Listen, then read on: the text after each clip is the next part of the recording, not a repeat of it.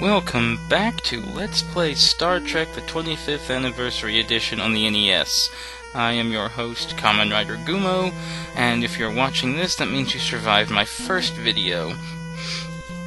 Well, getting right to the action here, if you hit select, you can see a health bar for each one of your characters. Captain Kirk is obviously in the middle in the gold shirt. Dr. McCoy is off to the left, and Mr. Spock off to the right. The only way you can differentiate between the two is their hair color, which admittedly isn't all that distinctive depending on where they're standing, but it's the 8-bit NES. You work with what you got. That also effectively pauses the game, meaning you can't do anything. Pressing the Start button brings up a menu where you can talk to either Spock or McCoy, or whoever you have in your party at the time. We'll get to that later. You can use an item from your inventory. You can transport back to the ship, or switch your phasers from stun to full.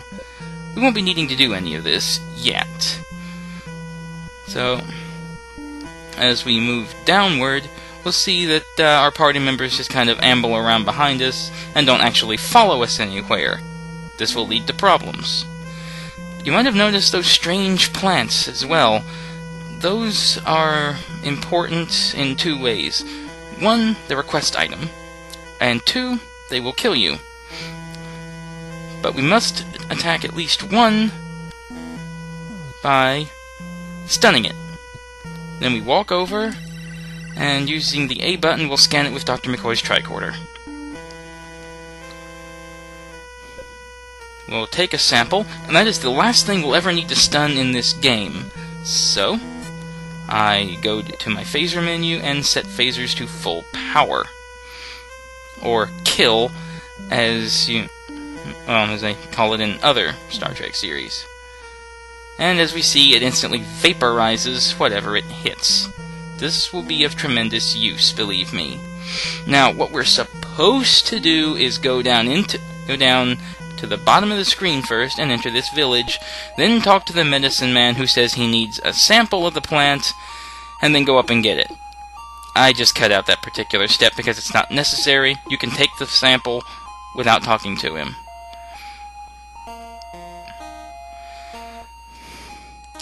And yeah, you have to sit through this the first time. But after that, you can just, anytime you want to come through here, you can just walk past the guy.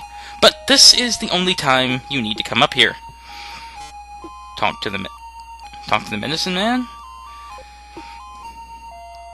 Then you have to come over here to the brazier. Open your inventory, go to use item, and use the plant.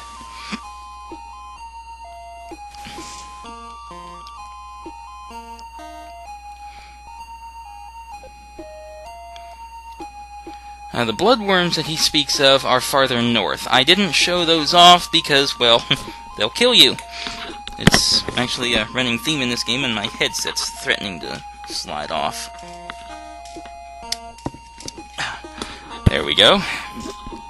Cord got caught in the chair wheels. Hope you didn't hear too much of that. Anyway, you scan the repellent, and then Dr. McCoy will add it to your inventory. You don't have to use the repellent. As long as it's in your inventory, then you won't get bitten by the bloodworms. Now, you see what I meant by them not actually following you. They'll follow in the general direction, but if they get behind a wall or something, they're just going to stay there. Half the time, you're not even going to have them with you. And as we see, the plant respawns, so I will kill it.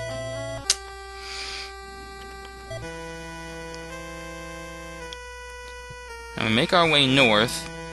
I'm not using any sort of maps or anything. I have an issue with Nintendo Power with every map of this game in it, but I honestly prefer just trying to make my way through it. And Dr. McCoy has gotten himself lost. Let's see if I can bring him up. I haven't tried this before. I'm going to see if I can bring him up by talking to him. Okay, apparently it gives him the willies. That's why he ran off. Oh, and there he is, finally. Okay. Okay, so I don't know how well you can see them, but the pink squirmy things are the bloodworms. And I think I took a hit. I couldn't really see because of the trees. Now this repellent works the way it's supposed to. Well, I can't even get near them, so maybe it is working the way it's supposed to. Anyway, we head to the west here. East, rather, sorry. Oh, that was embarrassing. And we're supposed to wander around this swamp. I can never remember the exact path through here, so you're gonna have to put up with me getting lost probably once or twice. You can't walk in the water, you have to stay on the grass, which is kind of irritating. But you're gonna have these things coming at you. I prefer just to kill them. Spock will yell at you the first time, but after that you can kill them without any remorse or reprimand. Yeah, see, Spock and McCoy got hit hard by that thing.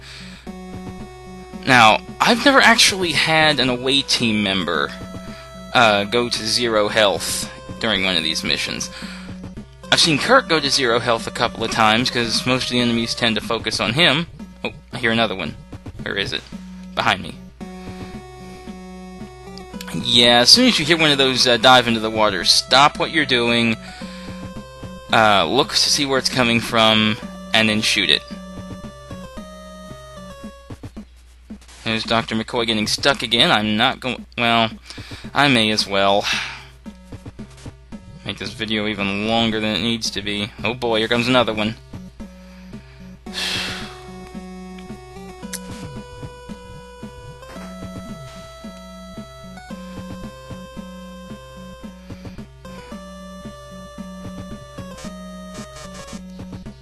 Apparently, if they get taken down to 0 health, which doesn't look like 0, but it apparently is, because it's flashing, then they just stay where they drop. So I guess I'm going to try to finish this mission by myself. But if Kirk drops to 0 health, then the entire landing party is taken back to the Enterprise. Okay, so you walk them off screen, and then they get transported back to the ship. So I have to finish this on my own. Apparently I'm the only useful crew member on this ship. Oh, and I got ambushed.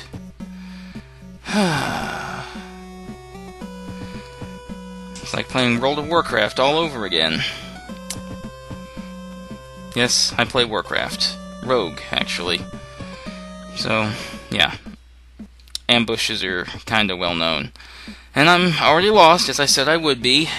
8 minutes in, and I've got myself lost. And I think I'm... Yeah, now you get to see what happens if you drop to 0 health. This doesn't happen to me very often. I'm either very rusty at this, or this game's harder than I remember. Anyway, while you're on the Enterprise, you can pan around and talk to the various crew members. But the most important thing is you can press Start to bring up a menu, with all 6 of them. This is actually how you talk to them. You can just pan around and view them. This is to open hailing frequencies. That's to open your navigation. That's to go to the transporter room. And this triggers Red Alert. Spoiler alert, Red Alert is actually a red herring. You'll never use it. You'll see about that later. Anyway, save actually gives you a password so that you can continue your from your previous position. So I'm going to go ahead and get one of those, and I will meet you back here in the next recording. See y'all later.